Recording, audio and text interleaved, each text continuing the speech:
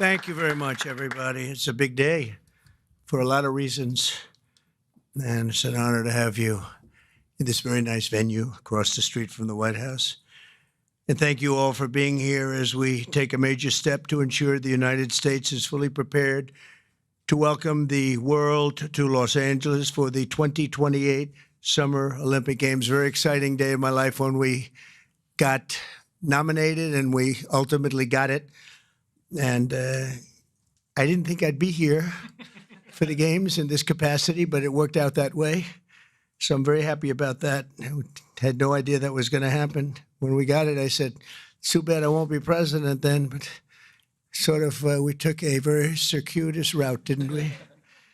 In my first term, we were instrumental in helping the city of Los Angeles win the bid to bring the Olympic torch back to American soil, and today I will sign an executive order establishing the White House Task Force on the 2028 Summer Olympics, mobilizing the entire federal government to ensure the Games are safe, seamless, and historically successful. It's going to be amazing. I think it's going to be amazing. America is a nation of champions, and in July 2028, we'll show the world what America does best, and that's win. We're winning like we have never won before. You see that all the time. A year ago, we were not a country that was doing well, and now we're the hottest country anywhere in the world. I want to recognize several members of the task force, including our great Vice President, J.D. Vance. J.D., thank you very much. Thank you. Our equally great Attorney General, Pam Bondi. Pam, thank you very much, Pam. Secretary of Homeland Security, Christy Kerr. Christy Kerr. Do you know who Christy Kerr is? She's a friend of my, great golfer. Christy Noam, she's a better golfer than you. That's the only thing, but you're better at a lot of other things. But I want to thank you for being here, for doing an unbelievable job, really an unbelievable job. FCC Chairman, Brendan Carr. Brendan, thank you. Thank you, Brendan. Doing a great job. White House Chief of Staff, Susie Wiles, most powerful woman anywhere in the world. She's rated the most powerful woman in the world, and I agree with that. And Deputy Chiefs of Staff, Stephen Miller. Stephen, thank you. What happened to Stephen? We never want to miss Stephen. He's an MVP candidate. Dan Scavino, another MVP. James Blair, Taylor Budovich, and Nick Luna. Thank you all. Great group of people. They're going to be very much involved. I also am grateful to be joined by two of Team USA's strongest and fastest competitors, retired gold medalist and gymnast, and member of the LA28 Athletes Council, Nastasha Lukin. Nastasha? How are you, Nastasha? Good. I don't know you, but I've watched you. You're very talented. I would not want to do what you do. This is much easier, believe me. It's incredible what you've done. Along with retired gold medal Paralympian, swimmer, and board member of the U.S. Olympic Committee, Brad Snyder. Brad, thank you very much, Brad. It's a great honor. Thank you. Chairman of the 2028 Olympic Games, Casey Wasserman, a friend of mine for a long time. Casey, thank you very much. Casey, great job. It's going to be amazing. LA's a little bit different place than it was when selected, but we're going to bring it back stronger than ever. I spoke to Casey about that. He said, nope, we're going to make it better than ever. It's going to be something that's going to make it even more important as a Olympic Games. It was an interesting conversation we had as the fires were raging. Is that right? And I appreciated that very much. And CEO Reynold Hoover. Reynold, thank you very much. Thank you very much. Great honor. I also want to welcome the chair of the U.S. Olympic Committee, Gene Sykes. Gene, thank you. Thank you, Gene, very much. And thank him for recently banning men from competing in women's sports. That's a big deal. Thank you very much. It's amazing the way I don't hear any applause for that when everyone feels it. It's a 97, don't worry about it. That's a 97-3. It's not 80-20, it's 97-3. But nobody wants to clap. It's crazy. The United States will not let men steal trophies from women at the 2028 Olympics, so we appreciate the fairness and everything else that you've shown. Also, With us today is LA28 board member Reince Priebus and also Kevin McCarthy. I want to thank Kevin McCarthy and Reince. Thank you, Reince. And thank you, Kevin. And the LA Olympics is shaping up to be a wonderful moment for America. It's going to be incredible. It's so exciting. And with today's action, I'm directing the Department of State, the Department of Justice, the Department of Homeland Security, the FBI, the Secret Service, the Department of Transportation, and many other departments and agencies to use every tool at their disposal to ensure a fantastic, safe, and beautiful event. In 2028, the Olympics is bringing back our national pastime, baseball. Wow, that's great. With teams playing under the lights at the legendary Dodger Stadium, and it is legendary. It's beautiful, one of the most beautiful. Squash players will go head-to-head inside the world-famous Universal Studios.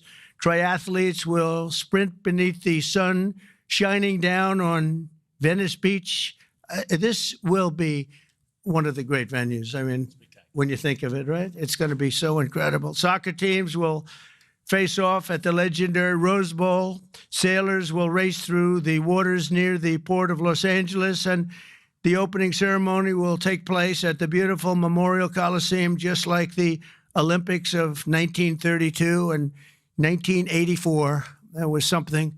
Those were very important Olympics. 1932 was a very important Olympics, wasn't it, huh? For 8 straight consecutive summer games, no one has won more medals than Team USA, which is incredible.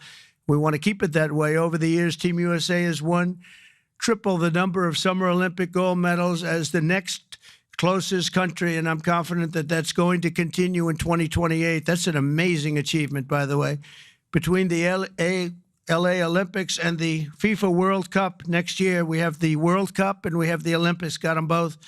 It's a great time to be a sports fan in America. And maybe, you know, I don't want to say most importantly, but it is a celebration of 250 years. We have our 250th anniversary also during the year. And it's going to be between the three of them. I think there'll be no other time that we've ever had in our history like that. So I'd like to ask the LA Olympics chairman, Casey Wasserman, to say a few words. And I appreciate it very much, Casey. Great job you've done. Thank you very much.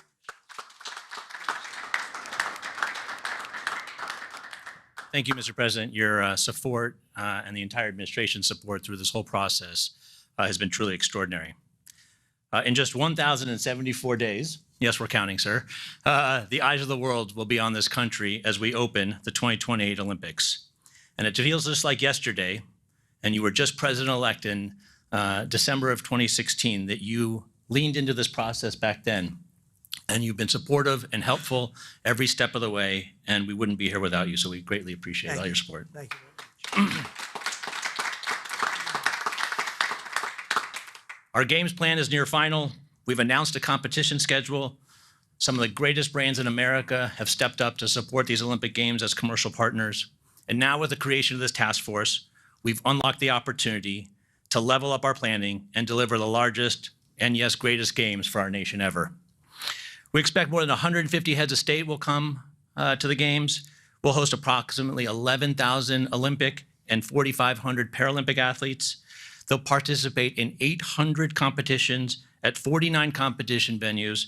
This will be the equivalent of producing 7 Super Bowls a day, sir, for 30 days. Yeah. But we are now focused more than ever on delivery, and we can't do this alone. I want to thank President Trump and the entire administration for their support and their partnership as we work to bring these games home. These will be truly America's games. We expect millions of fans from around the country to participate and attend events. And for the first time in history, we're going to take the Olympic torch relay to all 50 states. The most states it's ever gone to is 38, but in 2028, we will touch all 50 states. And sir, if you'd like to run on Park Avenue again to revisit history, you're more than welcome.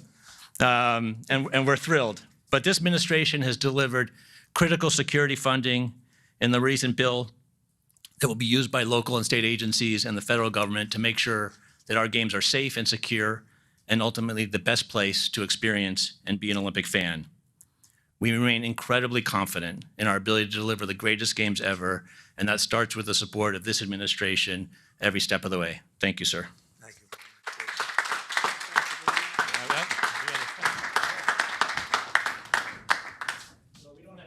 the Olympic movement, but as you know, 1984 hosted the Olympics in Los Angeles. Right. And someone we admire, President Reagan, both of us, presided over those. And you will preside over our games. So we have for you a full set of the 84 original medals. Wow.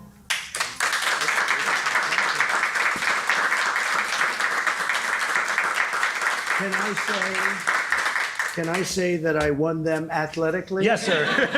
That would be a great honor. Yes. That's beautiful. Thank you very sir. much. Thank I you very appreciate much. it. Thank you. you. Thank you very much. Appreciate it. You wanna stand Yep. up?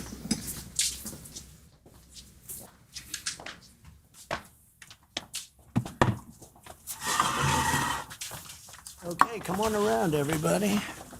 This is a big one here. Yep. Okay.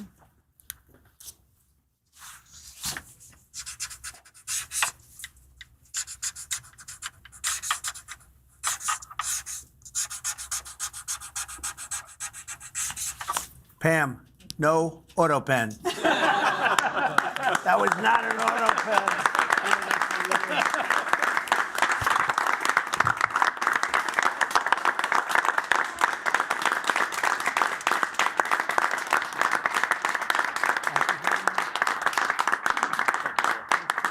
Thank you very much. Fantastic. Thank you very much, everybody.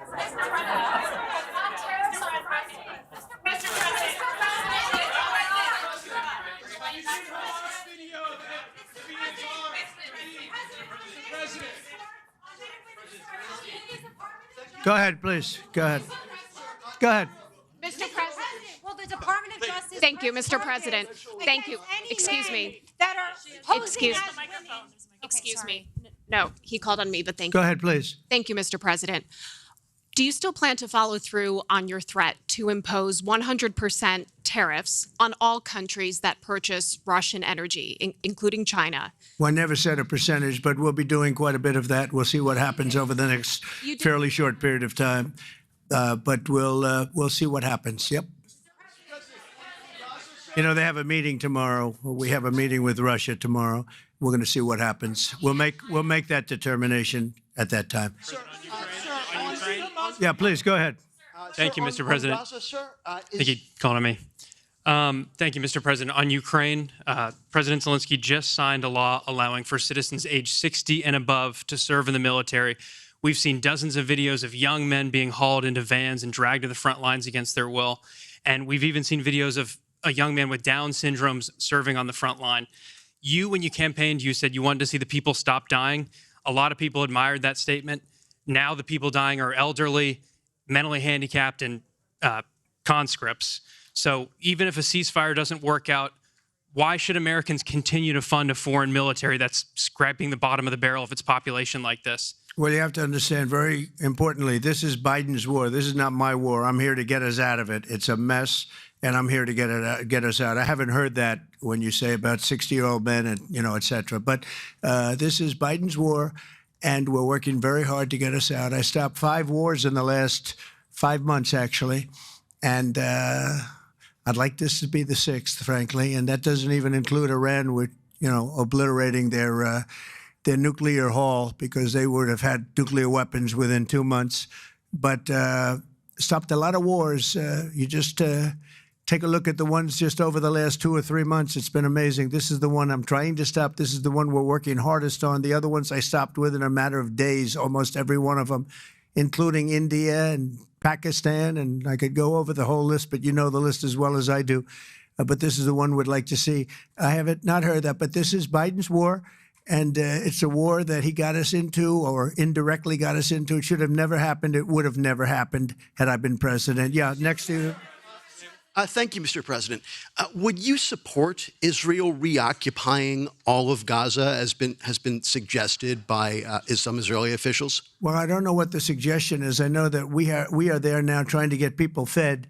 As you know, $60 million was given by the United States fairly recently to supply food, and a lot of food, frankly, for the people of Gaza that are obviously not doing too well with the food. And I know Israel's going to help us with that in terms of distribution and also money. We also have the Arab states are going to help us with that in terms of the money and possibly distribution. So that's what I'm focused on. As far as the rest of it, I really can't say. That's going to be pretty much up to Israel. Yeah, please. Go ahead, please. Thank you. On transgender athletes in the Olympics, back to the safety, especially of female combat boxers, will the Department of Justice considering pressing charges against any man that tries to masquerade as a woman coming into this country to beat up American athletes? And secondly, would your administration consider genetic testing so that these people can prove that they're actually women competing? Well, I think there is going to be a very strong form of testing. As far as charges, I'd have to ask the Attorney General about that. I don't know. But there will be a very, very strong form of testing. And if the test doesn't come out appropriately, they won't be in the Olympics. Yes, ma'am, please. Go ahead, please. White. Thank you. Mr. President, do you believe that the U.S. committee would have made this decision on men and women's sports if you weren't president? And do you believe that this decision will stay in place once you are no longer president? I think they probably would have, because it just seems to be an issue that most people feel should be. I can't really say. I'd have to. You could have asked Chairman Wasserman, but I would say that there's a possibility. It could go either way if you really want to know the truth. I feel strongly about it. I ran a campaign, at least partially, on that. That was one of the many issues that I talked about: open borders, the economy, taxes, all of the things. But that was certainly one of the issues. So I really can't. I really don't know. Could have gone either way. Please. Have you decided on a replacement for the Fed governor? For Fed governor, I'll be making that decision before the end of the week, and we'll either decide on one for permanence or the 4-month period, the term. There's a term of about a number of months. We have a couple of candidates. I mean, everybody wants it, okay? It's not a couple, but we've narrowed it to a couple of candidates. And we've also, we're looking at the Fed chair, and that's down to 4 people right now. Very good. Well, I can tell you, because I've already said there's 2 Kevins and 2 other people, okay? Brian? Thank you, Mr. President. This has to do with the safety aspect of the Olympics. What can you do as a president to ensure that Southern California, the greater Los Angeles area, is safe from any fire danger, that the state clears away brush in state parks, the reason why this last fire happened in Pacific Palisades? What can you ensure for that? Well, as you know, Brian, we have, I've been fighting with them for a long time about allowing the water to come down from the Pacific Northwest, essentially. And we actually opened up that water pretty strongly. We got a lot of opposition from the governor, and we opened it up anyway, and the water is coming down. That we want it opened further. They have a lot of water. They send it out into the Pacific Ocean in order to protect the smelt. It's a little tiny fish that's not doing very well, especially when they don't have water. They really do badly, okay? But it's a fish, environmentally protected, even though it's in many other areas. I think they just use that as an excuse to smelt. You'll check that out. But I think it's just an excuse. They've got to allow full water, and they're working with Lee Zeldin is really helping us a lot. But they've got to allow a full complement of water to come down from the Pacific Northwest. There is so much water. If Gavin Newsom let the water come down, see the way I pronounced his name properly for a change, if this guy allowed the water to come down from the Pacific Northwest, they have so much water they don't know what to do with it. All of those sprinklers would have gone on. All of those people with those beautiful houses with sprinklers in the ceilings and with the water, the fire pumps outside, all that water. They didn't have any water because they wouldn't let the water come down. There's so much water there. At first, when I got involved with this issue in my first term, I said to the congressman, they took me up because they wanted to show me the fields where they could farm 10 times more product. You'd see 100 acres, and you'd see 1 acre or 2 acres, beautiful green. It's very vibrant soil, but they don't give it the water that it's entitled to. And I said, oh, they have a drought? I said, no, they told me we don't have a drought. They don't. The Democrats don't allow the water to come down into the farms and into anywhere. By the time it gets down even into certain parts of California, it's fed out stupidly into the Pacific Ocean. If that water were allowed, so we broke into it and we allowed it to come down, and it come down at a higher level, and we want that, and we're demanding that of the governor. The other thing is, we'll do anything necessary to keep the Olympics safe, including using our National Guard or military. Okay? No, I will use the National Guard or military. This is going to be so safe, and if we have to, because obviously you have a mayor that is not very competent. She can't get the permits for the people. You know, the people are still waiting for their permits. Lee Zeldin got them the federal permit, which is 10 times harder to get, and everybody can build on the federal basis, and that's the hard one. But the mayor, Bass, she refuses to or cannot get them permits. They're waiting. And I was there right after the fires, and I saw all these beautiful people standing by their homes, ready to get in and get to work. And they're waiting for their permits, and they're still waiting for their state permits and city permits. It's a disgrace. It's a disgrace. President Trump. Redress, yes, ma'am. Thank you, Mr. President. Thank you. India says that the U.S. imports Russian uranium, chemicals, fertilizers, while criticizing their energy imports. Your response to that, sir? I don't know anything about it. I'd have to check, but we'll get back to you on that. Yeah, please. Mr. President, Yeah, go ahead. have you seen the Hamas released video of Israeli hostage Avitar David starving and being forced to dig his own grave in a Hamas tunnel? I have, yeah. I have. reaction? I think it's horrible. I think it's horrible. And I hope a lot of people do get to see it, as bad as it is, because I think it's a horrible thing. Yeah, behind you, please. Mr. President, Yes.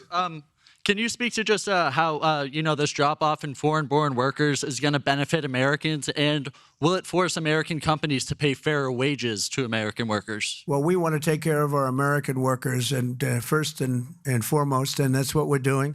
We also want to help our farmers, because our farmers are producing like never before. We have to help them.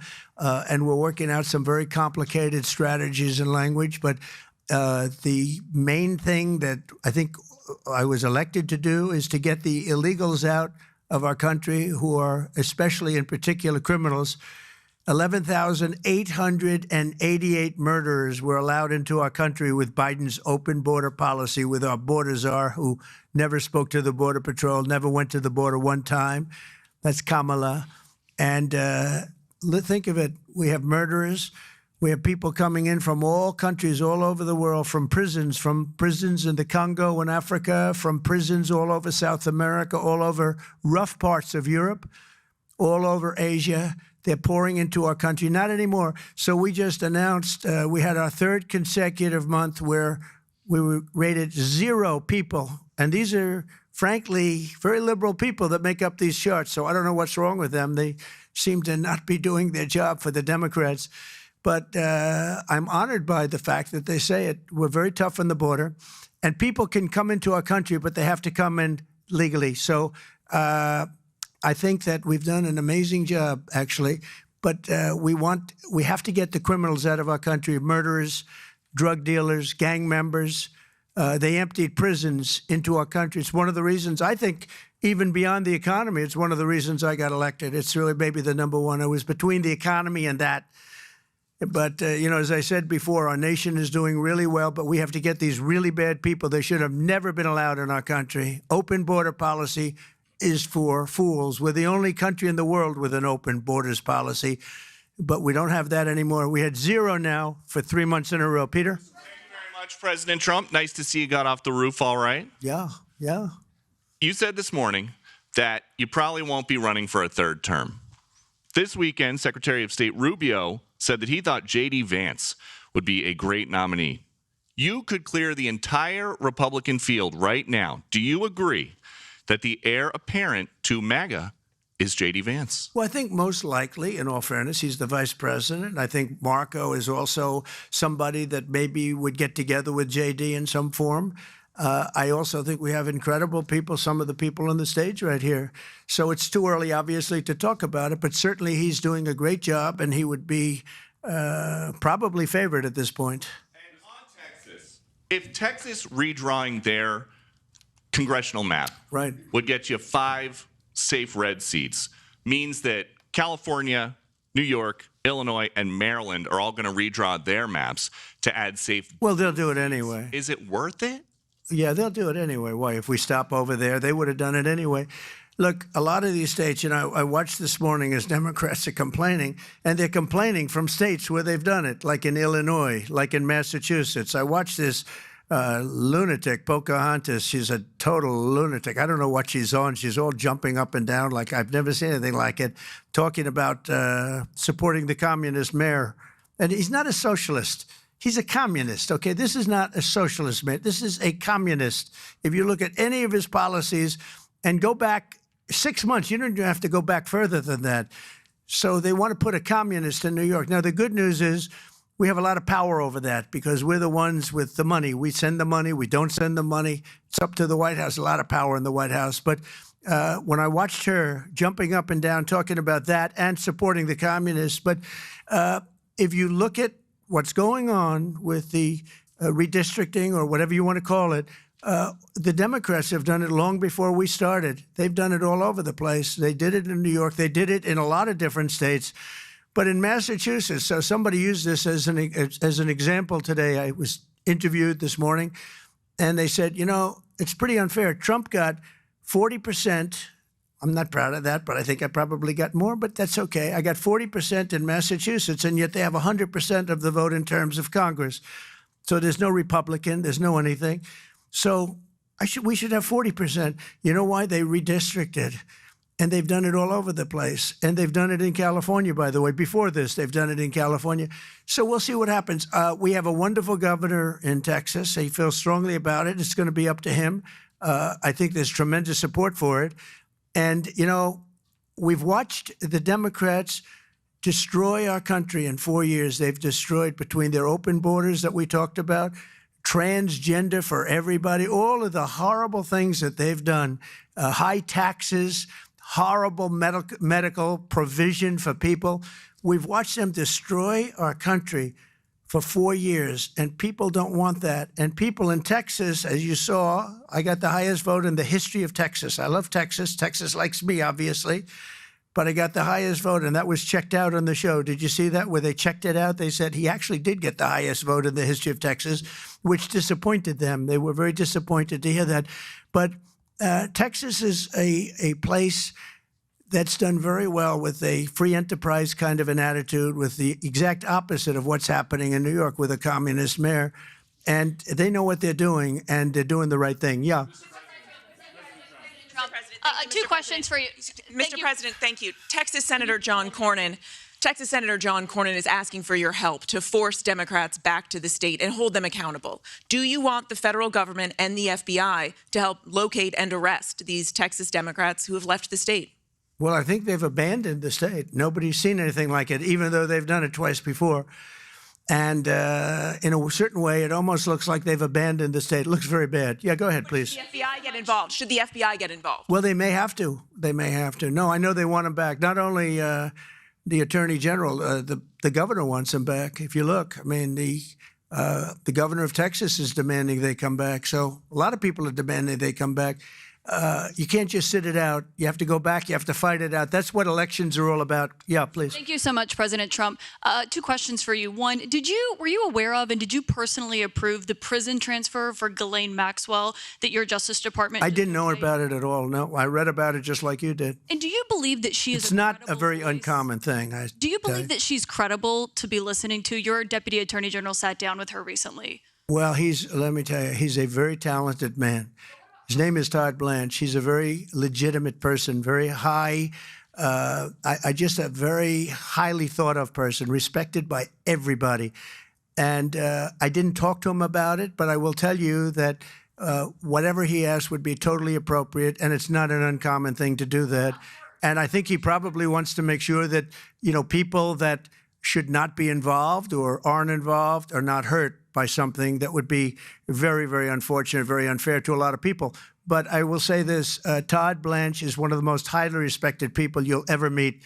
So I know this. I didn't discuss it with him, but anything he talked about with her or the fact that he did that, not unusual, number one, and most importantly is something that would be totally above board. Please. Yeah, please, go ahead. Thanks, Mr. President. Mr. President, how much more would you like Doge to cut from the federal government? Well, it's not so much Doge anymore. And by the way, I have to say that somebody from Doge was very badly hurt last night. You saw that. A young man who was beat up by a bunch of thugs in D.C. And either they're going to straighten their act out in the terms of government and in terms of protection, or we're going to have to federalize and run it the way it's supposed to be run. But it's not a question of Doge. We have great people, secretaries and all, working with Doge and cutting with I said with a scalpel as opposed with an axe. They're cutting with a fine-tooth comb, and they're getting rid of people that aren't doing their job, or bad people, or bad things, bad policy, et cetera, et cetera. And I think we've been very successful in that. And there's more cutting to do, but there's also more getting. We want smart people in government. Our country is doing great. I think we are doing probably, maybe in many ways, better than we've ever done before. You know, we're taking in trillions, not billions, trillions and trillions of dollars from other countries who, for years, took advantage of us. They took advantage of the United States like we were children, and that's not happening anymore. Now they're paying a lot of money, and they're paying hundreds of billions of dollars. Individual countries paying hundreds of billions of dollars. You're seeing what everybody else is seeing. And we have a lot of things we can do. You know, one of the questions asked of me this morning is, are you going to make a dividend to the people? And the purpose of what I'm doing is primarily to pay down debt, which will happen in very large quantity. But I think there's also a possibility that we're taking in so much money that we may very well make a dividend to the people of America. Thank you all very much. Thank you. Thank you very much. Thank you.